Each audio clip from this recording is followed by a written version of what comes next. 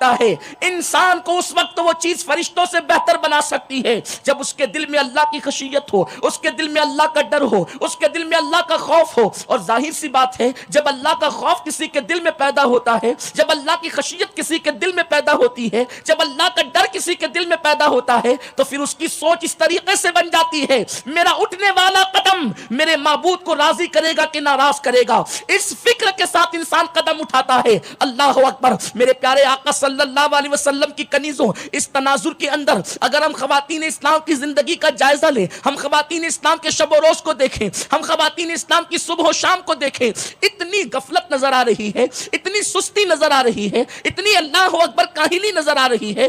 آج عورتوں کی زندگی کا جائزہ لیا جائے, شرق سے لے کے غرب تک, شمال سے لے کے جنوب تک, اللہ اکبر, دنیا کے کسی بھی ملک کے اندر آپ جائیں, عرب کی زمین ہو یا عجم کی زمین ہو, ہند کی زمین ہو یا حرمین مقدسہ کی زمین ہو, آپ کسی بھی زمین پر جا کر کے دیکھیں یا وہاں کی معلومات حاصل کریں, مشرق ہو یا مغرب ہو, عورتیں اس قدر دین سے غافل ہو چکی, عورتیں مذہب سے اس قدر دور ہو چکی کہ اللہ اکبر, ان کی زندگی میں نہ خوف خدا ہے نہ شرم نبی ہے. عورتوں نے اپنی زندگی کا مقصد صرف اچھے لباس کو سمجھ لیا ہے, اچھے زیورات کو سمجھ لیا ہے, اچھے مکان کو سمجھ لیا ہے. عورتوں کو بہتر غذا مل جائے, اچھے کپڑے مل جائے, اچھے زیورات مل جائے, یہی کل کائنات عورتوں کی بن چکی ہے.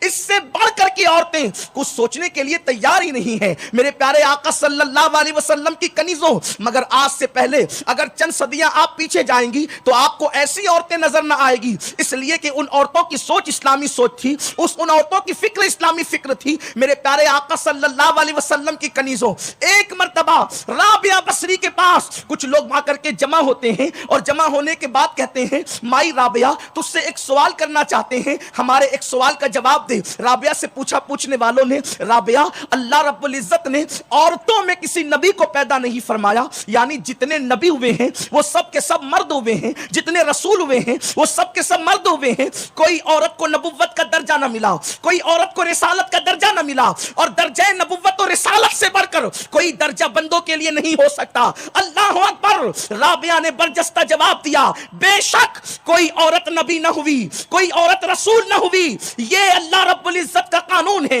اس کی حکمت بالغہ ہے, مگر جتنے نبی پیدا ہوئے ہیں وہ کسی نہ کسی ماں کی گود میں پیدا ہوئے ہیں. بغیر باپ کا نبی تو ملتا ہے, مگر بغیر ماں کا نبی حضرت آدم کے سوا تم نہیں بتا سکتے. بغیر باپ بغیر ماں کا نہ رسول تم حضرت اللہ اکبر کائنات کے اندر نہیں دکھا سکتے. ہر نبی کی پرورش ماں کی گود میں ہو رہی ہے, ہر رسول کی پرورش ماں کی گود میں ہو رہی ہے. میرے پیارے آقا صلی اللہ علیہ وسلم کی کنیزوں, وہ فکر کہاں چلی گئی؟ آج عورتیں زیورات سے اوپر اٹھ کر کے سوچتی ہی نہیں, آج عورتیں لباس سے اوپر اٹھ کر کے سوچتی ہی نہیں. عورتوں کی سوچ کتنی محدود ہو چکی ہے, عورتوں کی فکر کتنی محدود ہو چکی ہے. اللہ کا وہ خوف جو خواتین اسلام کے دلوں کے اندر تھا, اللہ کا وہ خوف, قبر کی تیاری کا وہ جذبہ جو عورتوں کے اندر موجود تھا, آج عورتوں کے اندر نظر نہیں آتا.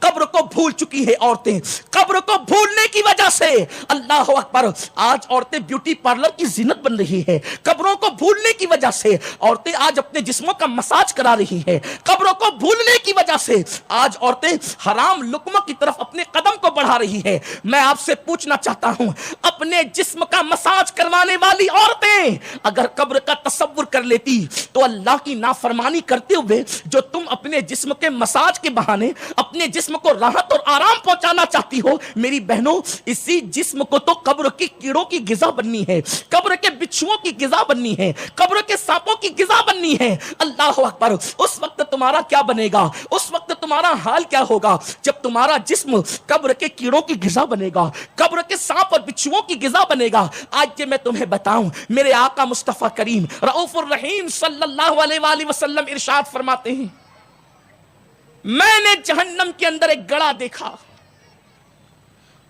صادق و مصدوق نبی صلی اللہ علیہ وسلم فرماتے ہیں, میں نے جہنم کے اندر ایک گڑھا دیکھا, اس گڑھے سے بڑی بدبو آ رہی تھی, اور اس گڑھے کے اندر شور و غوغا ہو رہا تھا, اس گڑھے کے اندر چیخ و پکار مچی ہوئی تھی, آہو فغاں ہو رہی تھی. میری مائیں اور بہنیں ذرا دل کے کانوں سے سنیں, سنی دعوت اسلامی کے اجتماع کا مقصد صرف عورتوں کی بھیڑ اکٹھا کرنا نہیں, سنی دعوت اسلامی کے اجتماع کا مقصد صرف سروں کی کاؤنٹنگ نہیں, सुन्नी दावत इस्लामी के इज्तिमा का मकसद दिलों का इनकलाब है। सुन्नी दावत इस्लामी का मकसद इश्क रसूल के हवाले से इनकलाब है। सुन्नी दावत इस्लामी का मकसद तजदीद वफा का ऐलान है। सुन्नी दावत इस्लामी के इज्तिमा का मकसद भूले हुए सबक को याद दिलाना है। सुन्नी दावत इस्लामी का मकसद औरतों की इज्जत को तहफ्फुज देना है। सुन्नी दावत इस्लामी का इज्तिमा का मकसद आखिरत को याद दिलाना है। सुन्नी दावत इस्लामी के इज्तिमा का मकसद अल्लाह के बंदे जो अल्लाह से दूर हो चुके हैं, अल्लाह और बंदों के दरमियान सुलह कराना है, उनको अल्लाह की रहमतों से करीब करना। ये सुन्नी दावत इस्लामी के इज्तिमा का मकसद है। मुस्तफा जाने रहमत की भोली भाली उम्मत दुनिया की रंगरेलियों में जो मेरे आका मुस्तफा जाने रहमत से दूर हो चुकी है, अल्लाह अकबर, इस कौम को फिर इन भटके हुए आहू को सुबे हरम ले जाने का प्लान करना है। इसलिए कि हजरत उस्ताद समन ने कहा था, तेरी वहशतों से ऐ दिल मुझे क्यों ना आड़ आए, तू उन्हीं से दूर भागे जिससे तुझ पे प्यार आए। कितने नादान है वो दिल जिनकी वहशतें ये हो गई, वो मकीने गुंबदे खजरा से दूर हो रहे हैं, मुस्तफा जाने रहमत से दूर हो रहे हैं। ऐ खातूने जन्नत की कनीजों, फैशन परस्ती के अंदर डूब कर मेरे उस नबी से तुम दूर हो रही हो जिसने पत्थर खाकर तुम्हें नई जिंदगी अता की है, तुम्हें हयात नौ अता की है।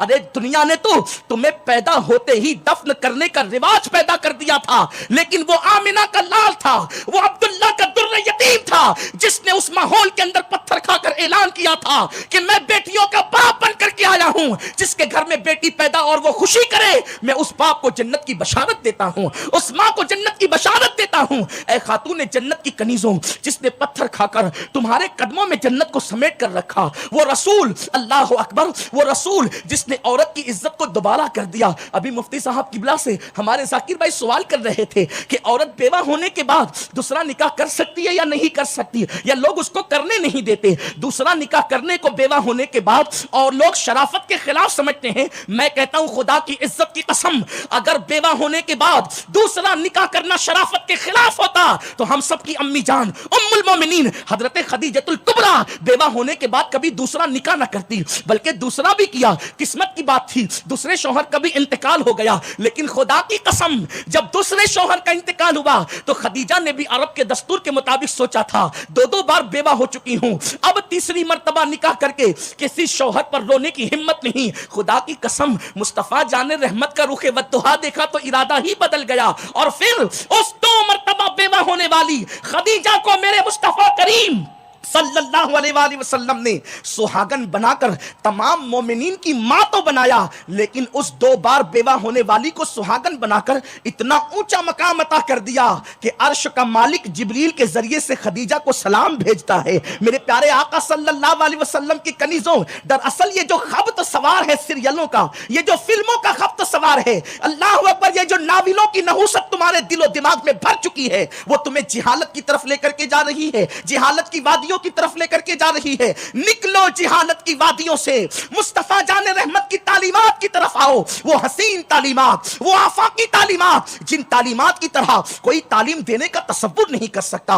उस तहजीब के हुस्न की तरह किसी तहजीब का हुस्न नहीं हो सकता। अर्ज ये कर रहा था मेरे प्यारे आका सल्लल्लाहु अलैहि वसल्लम की कनीजों, मेरे गैब दा नबी सादिक व मसदूक मुस्तफा करीम रऊफुर रहीम सल्लल्लाहु अलैहि वसल्लम इरशाद फरमाते हैं, मैंने जहन्नम का मुशाहिदा किया तो मैंने क्या देखा कि जहन्नम के अंदर एक गड़े से शोर शराबे की आवाज आ रही है, आओ फगा की आवाज आ रही है, चीखो पुकार की आवाज आ रही है। मैंने जिब्रील से पूछा, ए जिब्रील, इस गड़े से जो इतनी बदबू आ रही है, यहां से चीखो पुकार की आवाज की वजह क्या है, आओ फगा की वजह क्या है, चिल्लाहट की वजह क्या है? तो जिब्रील अमीन अर्ज करते हैं, या रसूल अल्लाह सल्लल्लाहु तआला अलैहि वसल्लम, ये आपकी उम्मत की वो औरतें हैं, वो लड़कियां हैं, जब ये सिंगार करती थी तो सिंगार करने में नाजायज अज्जा का इस्तेमाल करती थी, नाजायज तरीकों का इस्तेमाल करती थी, यानी ये नाजायज अशिया से अपने आप को जीनत दिया करती थी। कहां गई वो खवातीन आज जो खूबसूरत बनने के चक्कर में अपने भवों को उखाड़ देती है, अबरू बना रही है मेरी बहनें। ऐ मेरी बहन, अल्लाह के बनाए हुए अबरू तुझे पसंद ना आए जो तू ब्यूटी पार्लर में जाकर की अबरू बना रही है, कहां गई मेरी बहनें? अल्लाह अकबर, जो अल्लाह रब्बुल इज्जत की दी हुई खूबसूरत आंखों को अल्लाह अकबर रंगीन लेंस लगाकर اپنی آنکھوں کو خوبصورت بنا رہی ہے. خدا کی عزت کی قسم, میرے اللہ کے حسن کا جو دیا ہوا حسن ہے, اس حسن کے مقابلے میں کوئی حسن نہ ٹک سکتا ہے نہ رہ سکتا ہے. اپنے چہروں پر ناجائز و حرام اشیاء ملے ہوئے کریم مل کر کے اترانے والی خواتین کو قرآن کی وہ آیتیں سنا دو جس میں میرے اللہ نے ارشاد فرمایا قیامت کے دن گنہگاروں کے گناہوں کا اثر ان کے چہروں پر ظاہر ہوگا, اور ان کے چہرے اتنے سیاہ ہو جائیں گے, اتنے کالے ہو جائیں گے, ایسا لگے گا